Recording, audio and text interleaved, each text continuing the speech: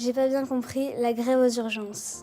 Nice, 5e ville de France, cet été plus de 8% d'augmentation, pas une embauche en plus aux urgences. L'hôpital Pasteur à Nice, le 1er octobre dernier. C'est l'un des 270 services d'urgence en grève dans toute la France. Une grève, normalement, c'est quand on s'arrête de travailler pour défendre ses droits. Mais là, c'est un peu particulier, car après ces rassemblements, chacun retourne à son poste, le personnel est réquisitionné. J'ai compris qu'ils étaient obligés de travailler parce que ça touchait à la santé, mais ils faisaient quand même grève, mais en travaillant.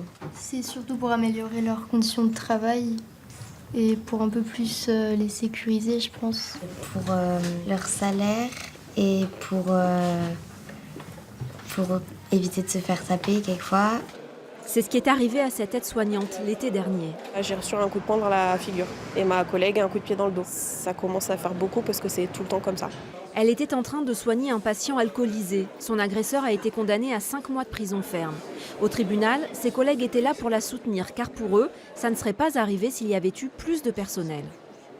Enfin, ils ont moins de personnel pour s'occuper des patients et les patients, comme quand des fois il y en a beaucoup, et au bout d'un moment les patients ils commencent à s'inquiéter et ensuite ils frappent et ils les insultent. Il y en a qui ont peut-être le bras cassé ou et qui dorment sur des brancards. Alors, c'est pas normal. Après, c'est pas de la faute des infirmiers.